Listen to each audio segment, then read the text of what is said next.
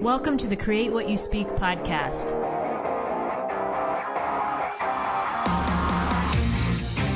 Join me as we have a real-life discussion on how to change your life by changing your thoughts. Remember, question everything, trust yourself, and find your truth. Welcome to the Create What You Speak podcast. My name is Sloan Fremont, and I'm your host. This is the one and only podcast where we discuss solutions to living free in an unfree world. Yes, it's true. I said it, living free in an unfree world. And I'll let you in on a little secret. A lot of that starts in our mind. And I know we are living in crazy and stressful times right now. All kinds of craziness announced, it seems like, every day. But the good news is we don't have to succumb to this drama, right? We don't have to succumb to the fear that's being pushed on us every day. We do have different choices. So if you ever wanted to wake up and know that your life is 100% moving in the right direction that you have set, and not one that has been set for you, then you are in the right place and you are ready for Create What You Speak. This is a perspective you simply won't be able to hear anywhere else, and I am so excited to bring this to you. So this week we're going to be talking about hobbies. What if I tried that? Hobbies for your physical, mental, and emotional health. And I don't know about you, but I've been having a little anxiety thinking about summer coming to an end and how winter will be upon us. I have my garden and all my plants outside, and I'm like refusing. My plants are like dying. One of my ferns is being eaten up by a caterpillar, but I just refuse to throw them away. I'm like, nope, let's just hang on as long as we can, right? So the plants are like looking really sickly and like in half alive mode, but I don't care. Like, I don't want to let them go because I feel like then once I finally do that, then it's like, oh, then summer is over, right? And so I've been thinking about this and having flashbacks of everything that we went through last year in the winter and how just very difficult that was for all of us. And I'm dreading it again this year. And I vowed to myself, I'm not going through that again, right? I'm not living another winter like that. I'm just not doing it again. So it's got me thinking about hobbies and how I'm going to fill my time, what I'm going to do, right? Like what's going to happen this winter? I don't think I mentioned on the show my boyfriend got back from deployment around the beginning of July, and he is deployed again. So yay, right? No, not really. That sucks. And but I can't control that. So, that's the reality of the situation. He's supposed to be back here. Well, it's supposed to be mid-September, but I'm not sure if that's actually going to happen. So anyway, that has me also like, how am I going to spend my time, right? What am I going to do? And, hobbies seem like generic or something sometimes. It's like they seem like this like thing that like when you talk about hobbies, you like roll your eyes about it or something, like I don't know, like some old fashioned thing or something, or like something that like your mom would suggest that you do and you're like, oh, come on, mom, please, but I don't know why. Maybe that's just my like perception of it. I don't know if everyone has that. If you're listening, if you don't have that perception, I really don't know where that came from for me. But hobbies are really an amazing thing. And I wanted to share some stories with you this week about hobbies in my own life and like what it's done for me. But I don't think hobbies really receive enough credit. And for what they do for us, for like what they bring to our lives, and how they're often overlooked because we act like we're too busy for hobbies, right? Well, we'd rather sit there in front of the TV at the end of the day and listen to fake news and the fear porn than actually try something new or put ourselves out there and, do something different. And I'm not saying you listening. If you're listening, you're different. And I know that you don't do that, but there's the majority of the population that will do that they'll sit in front of the TV and bitch and scream and throw things at the TV, but they wouldn't ever think twice about doing something for themselves, getting themselves out of that situation. Right. And even now, I think, we talked last week about how it's really easy to sit there and consume all that, right? It's really easy to consume all the information and get really focused on it and go down the rabbit holes. But what value does that bring, right? What value is that bringing to your life, right? You do have a choice, and you can focus on something different and choose to do something different. And that's really, I think, like in its simplest form. And I think hobbies are a great way to get out of that mindset of, coming home and parking in front of the TV, right? Or coming home and scrolling through social media, right? Hobbies give us something different to focus on. They give us something, take our mind off what we're doing. They give us an escape. There's all these benefits. So I really feel like hobbies aren't mentioned enough for the value that they bring. And it's funny, okay, at its core, when I was thinking about this, so what is a hobby? I mean, a hobby can be really, it's up to the person defining it, really. It's anything that you do in your free time, but what's a hobby to you could be like just everyday thing to somebody else, right? Or what's a hobby to me could be like somebody's feel like a full-time job or something, right? Because obviously if you don't like what you're doing, then it's not going to be a hobby for you. But we all get to interpret that in our own way. And I know for me personally, like my hobbies have always been around like this, like doing this podcast, or previously when I owned a website about personal finance, and I spent a lot of time on that. Like I love doing that kind of stuff. Like that to me was so much fun. And then, I've done things I talked about on here about when I was in the dance competition, right? That was a hobby. My garden, like plants, that's a hobby that I really enjoy doing. Like, I feel like my dog is a hobby sometimes because taking him on walks and making sure that I'm, doing all the things that you're supposed to do when you have a dog, right? That feels like a hobby. And even like things at my house, like, I don't know, making sure that I like a clean space, right? So having my house clean or having my, everything like organized and decorated the way I want it to be, right? That can be a hobby. So there's so many things that we can, that hobbies fall under. And it really doesn't matter the definition, right? It doesn't matter to, what it means to somebody. All I think that really matters with a hobby is that you enjoy doing it, that it brings you joy, that you find like escape in that in a positive way for you. You find like relief, or you find a way to express yourself, or get out of the norm, right? Because it's really easy to feel like we're stuck in this, like, I'm an employee and that's all I do, or I'm a mom and that's all I do, or, whatever. It's another facet of you as a person. And so I was reading through some different articles about hobbies and like how they actually help us. Like what are the benefits of hobbies, especially mentally and emotionally right now with everything that we're going through. And so there was an article on Psychology Today, and I'll link to this, and there's several things I'll link to in the show notes today that on this topic. But there was a couple of things that they talked about at the beginning of this article that I hadn't really thought about when it comes to hobbies. And the article talks about how hobbies help structure your time. So they talk about Parkinson's law, which work expands so as to fill the time available for its completion. And it says, more simply, things take as much time as you have. So when the evening stretches out before you, if you have an unscheduled evening, right, you might find yourself laboring over that work project or answering emails. But if you had something else to do, like choir practice or a book club meeting, you would get those tasks done much more quickly, like the work tasks, so that you can have time for the hobbies. And so the article talks about how hobbies, they seem to create more time by encouraging efficiency. So I really liked that, because that's not something I'd really thought about with hobbies. But that's true, right? If you think about like all summer, like I loved working in my garden and being outside. So I made time for that, right? I made, like in my evening, like that's what I would do. Like I would, an hour or so of my night, that's what I would make sure that I had the time to do. So having that, hobbies helping you structure your time, so it's not like just the endless, like, like for that last winter felt for me like it was just one big long day. And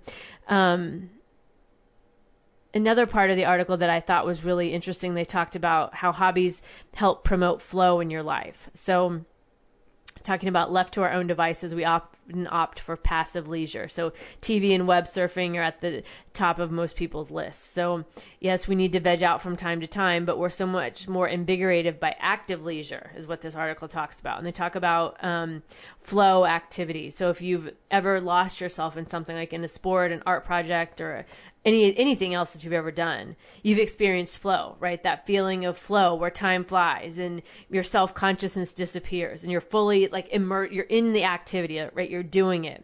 And the article talks about how hobbies, especially those that stretch our skills, foster this desirable and increasingly elusive state. So being in that flow. And I can remember like back when I used to have my personal finance website and I would spend hours, like I remember sitting there 8 hours straight, coding, teaching myself the coding, like trying this and doing that. And I would look up and I was like, oh my God, it's been 8 hours. I literally didn't even notice. And there was one period where I was laid off from my jobs at some point. I don't know. I was laid off like multiple times in a row, but, I was doing the same thing. Like every day I was sick because I was not working, obviously. So every day I was so immersed in the coding, in the learning, in the teaching myself that it was like winter and I looked up and all of a sudden it was summer. And I'm like, how did like 4 or 5 months go by? I didn't even notice it, right? Because I was in this flow. I was doing something that I truly love. And even today, even like when I do the website for the show or I do, the graphics or I'm writing articles and promoting the show and getting my ideas out there. I mean, when I made the Create What You Speak Academy, I went through that and I did all of that myself and I absolutely love doing it. And that's a state of flow for me. It's this feeling of, it's like once you feel that feeling of flow in something that you really enjoy, you understand that you don't have to live your life on this mundane, like, I don't like what I'm doing kind of path, right? You seek a balance. You seek to find, maybe you're not 100% in the flow with everything, but you seek to do something that at least brings you a little closer to being in that flow when you're doing your work. So I think that's another really interesting piece about hobbies. Then a couple other points I saw about hobbies were, so obviously having this better sense of an overall like well-being. So being able to like mentally decompress, right? Especially now. And I think it's really easy to be amped up all the time and forget that you're amped up, right? Because we're so used to what we've been through. I think we're all operating on like a different frequency or something because we're amped up a lot, even unintentionally. So having a hobby helps you in that state to mentally decompress. And also when you mentally decompress, then it's like you physically decompress, right? Once you mentally let go, like your body will let go too. And so, depending on what kind of hobby you have, especially if you're doing like a sport, right? To like blow off steam, right? You're playing like soccer or volleyball or softball or something, right? You get to get some of that energy out. Or even like if you're doing an individualized sport like dance or, running or something like that, you get to, you're releasing that energy, that pent up energy. But especially if you're doing something active like that, right? There's the health benefits of, getting exercise, doing things like dancing, gardening, all that kind of stuff. Anything that you choose, that you enjoy doing is a way to decompress. And so as I kind of talked about earlier, like it's really easy to bring the stress of work home, right? Especially now, right? With all the shit going on everywhere, with everything that we're dealing with. It's like, it's easy to feel like I'm only the employee, like I said earlier, I'm only the mom, or I'm only the whatever, right? And we forget that there are these other parts of us that we get to explore, that these other parts that we get to be. Like, we don't have to always show up as the employee who's stressed out or worried or whatever, right? Like, you can let that go at the end of the workday, and then you step into the other person you are, whatever that is. And when you're doing your hobby, then you're the person who paints, or you're the person who, dances, or you're the person who sews, or whatever it is, right? You get to step into this other version of you where you get to put on a different hat almost. You get to show up differently. You get to act differently. You get to experience yourself in another way, which I think then again, it helps carry over into the other areas of your life because you're not stuck in this one pattern or this one way of being. There was a study I found that talked about there was roughly 1,400 people in this study, and so they were tracking like the benefits of people who regularly engage in leisurely activities or activities that they enjoy.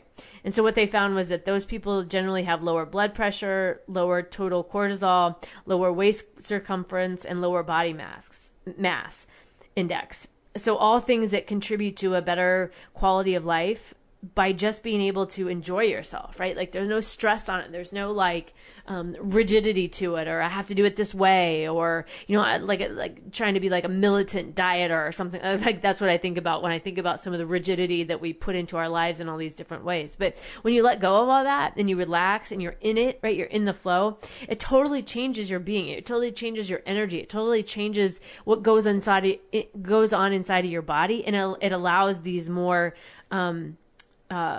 positive things to go on. Another thing with hobbies is it can bring you is career success. And I have a story about this in my own personal life. As I mentioned, I had a personal finance blog for a long time. And as I also mentioned, I talked about how I would spend hours and hours learning how to code, like teaching myself all this stuff. And I have no formal IT training. My undergraduate degree is in agriculture, so I don't have any sort of formal IT training. However, because I had such an interest in web design, coding, all kinds of anything that had to do with technology, I would say, I had an interest in, and I taught myself everything that I know. This actually carried over into my career, and I was able to transition into IT work. So I've done consulting for a long time. I think I'm going on 12 years now. But I got into this space because of my hobby. I got into this space because I kept fooling around with websites, and I kept reading about it and learning about it. And then I started being able to speak the language, and I knew what the certain things meant. And I knew when people were talking about things, what that was.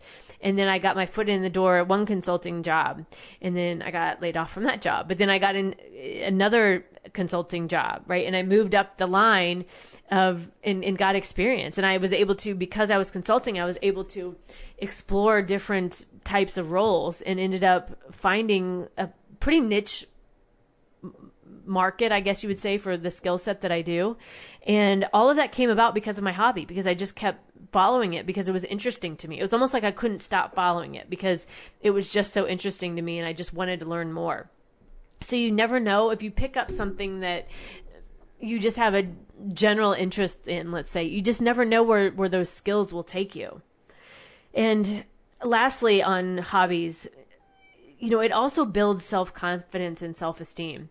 I talked about my dance competition that I was in, and dancing was a hobby of mine for, well, a year or so before everything shut down.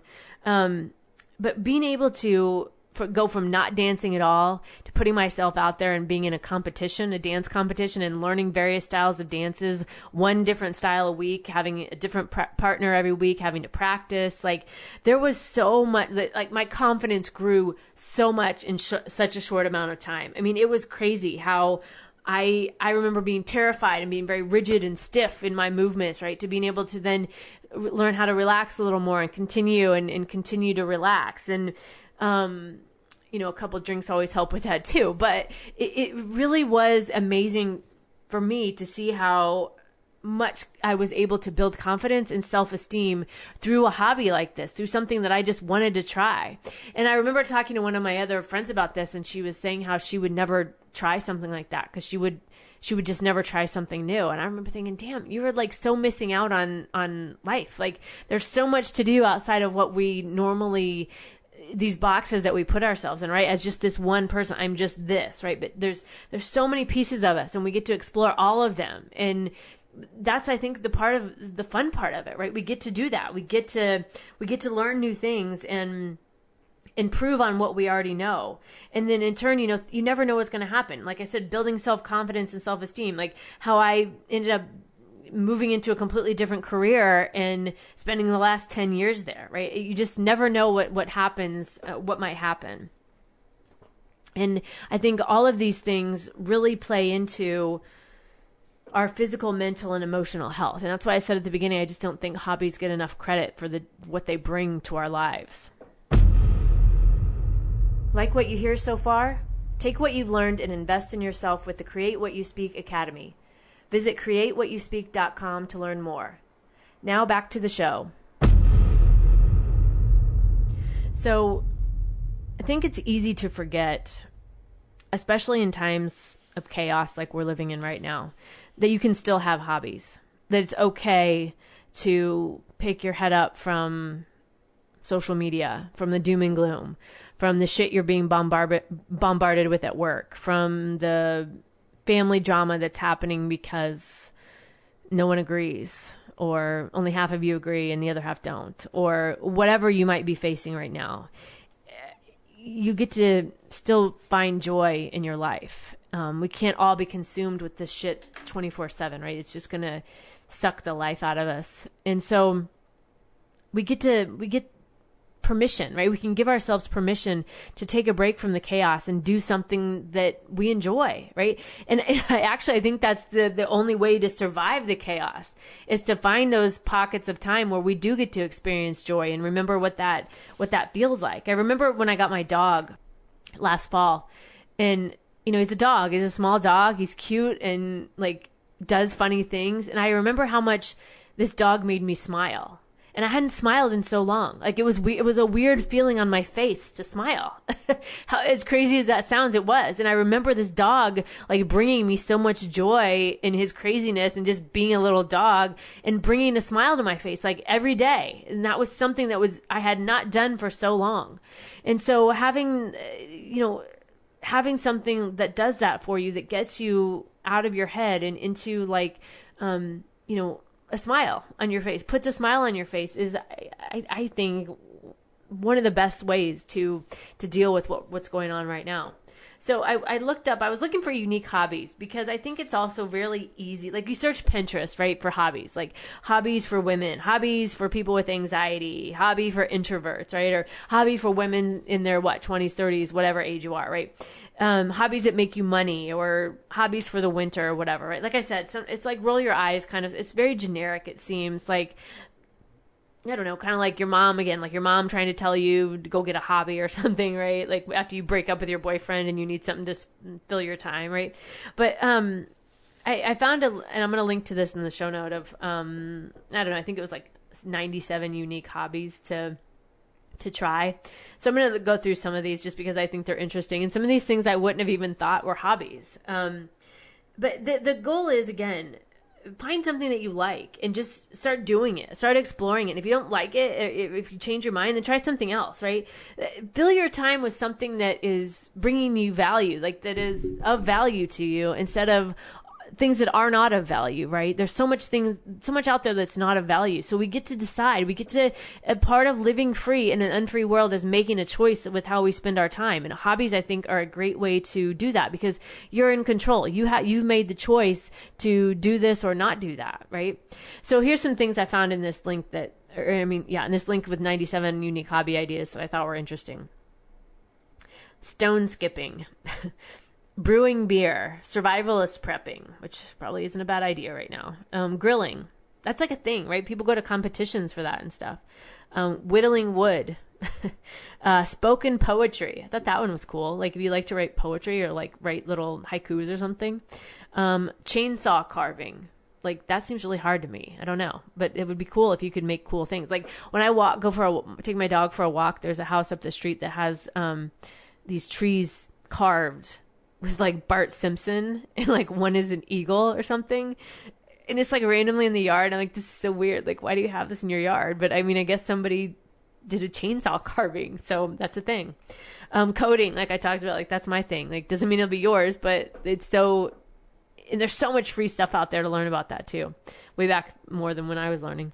Mentoring people on, even like talking about survivalist prepping, like mentoring people on how to like cook or sew, or like, how to like, I don't know, prepare food on a campfire, that kind of stuff. People want to know this kind of stuff, especially now. And I think that kind of stuff you could totally make money off of too. Like if you were wanting to start a little side business, like people will pay for that kind of stuff because they want to know, like this isn't stuff that's taught. Like I learned it because of the way I grew up in a small town and my grandparents and my parents taught it to me, but not everybody learned that, right? Like I think we take this kind of stuff for granted too and think that everybody knows what we know, but that's not true.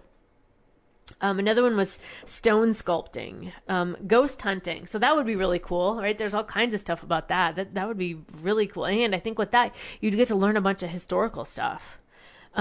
Reselling things from, like we used to do this when I was, this is a long time ago, but my friends and I used to do this, where we would resell things from yard sales, like especially, like this was way back in college. But you can totally do it now. I mean, I think people do it all the time. There's people doing it on like Nextdoor and stuff. But you take so what we would do back then was we would go to yard sales and we would look for clothes and things that had tags on them still. Now, again, this is a long time ago, like when eBay was first up and coming. So it's not like it was back then, but there's still a demand for it. But what we would do when we would go to the yard sales is, like, instead of saying to each other, do you think this will sell on eBay? We would say something like, do you think Sarah would like this? And that was our like code question for, will it sell on eBay? So you could do that kind of stuff, right? There's all kinds of like flipping and various things like of junk, or like redoing the things, or going off Nextdoor or Craigslist and getting free things and reselling them. Like I was thinking about, like, somebody had a bunch of free pots off of Nextdoor or something, like plant pots. And I was like, you could totally propagate plants, like take plants you already have out of your garden and get free pots off of Craigslist or Nextdoor or something, and then sell those. People want that kind of stuff, right? It's there's nothing wrong with that either, right? You're being resourceful, and you're using your creativity, and you're getting that going, right? There's so many things that come with hobbies that it's just like we can't foresee where they will take us. Learning a foreign language. I've been learning Spanish now for, I don't know, close to 2 years probably, and I'm getting there, right? I mean, I keep doing it. I keep showing up for it. And sometimes that's part of it too, is just being willing to show up and put the effort out. Quilting, like this, again, it seems like an old fashioned thing, but I mean, who doesn't love a good quilt? I mean, come on. Hand lettering. Okay. There's this, I'm going to link to this in the show notes, but there's this online group called Skill Pop, and they do all kinds of stuff like painting. They do like the lettering. They do, I took like a watercolor class on there, and it's really cool because it's online, but they have it so that the camera goes like over the person doing the painting, so you're seeing it. It's not like they have some board up and it's some shitty like Zoom thing going on. Like you can legit see, like the camera goes over the person who's doing the painting and teaching you. So it's pretty cool. I'll link to that in the show notes. Volunteer at an animal shelter. This is obviously, even to like take dogs for walks on, the more stressful dogs that are under high stress, right? Getting them out of there, like that kind of stuff is so valuable. Trivia, there's all kinds of places around here, at least, that do like trivia nights, right? So you can, if you like trivia, right? Like that could be your thing. 3D printing. That's something that like people, that's another one of those things that I think in the future is going to be in high demand, where people start printing things for other people. I actually have a 3D printer here. I haven't put it together, and it looks very intimidating, which is why I haven't. And I actually opened the box upside down so everything came out, and I was like, no, I can't with this right now. And so it's still sitting in the box in my closet, but it's on my to-do list. Maybe I'll do that this winter. But anyway, there's so many things you could do, right? So many things. So what if you tried something? What if you don't like it? Like I said, right? There are thousands of other things that you can try, and you just might find something you like. And the amazing part with, I think, hobbies is you just never know where it's going to lead you. Like mine did with my job, and like what I got out of dance, and the people I met, and what it did for me, right? That's the point with a hobby. What is it going to do for you? What can it do for you? And what are you willing to let it do for you? All right, so that's it this week on our topic of hobbies. What if I tried that? Hobbies for your physical, mental, and emotional health. Thanks for joining me on the Create What You Speak podcast. Make sure you visit my website, sloanfremont.com, where you can subscribe to the show in your favorite podcast player so you'll never miss an episode. So if you go to my website, on the right-hand side at the very top, there's an opt-in box. Put your name and email anytime a new show comes, you'll get an email sent directly to you. I also have a box where you can sign up for my Telegram channel. Gab, Odyssey, all of that stuff is on the right-hand bar. So go visit SloanFremont.com. And I would really appreciate a positive rating in Apple Podcast or your favorite podcast player. That helps get the word out about the show. So I'd really appreciate that. And don't forget the Create What You Speak Academy, createwhatyouspeak.com. That's where you can take what you learn in the podcast, apply it one step further, and really the point of the academy is to help you live free in an unfree world. And that's what we're doing here. So thanks for listening this week. Be sure to tune in next week. I have a lot of amazing guests coming up for you guys. I'm talking with a guy next week, a crypto activist. Rio Rocket is his name. Rio is a crypto activist. We're going to talk about blockchains, Bitcoin, NFTs, DeFi, all that kind of stuff. So if that is of interest to you, make sure you tune in next week.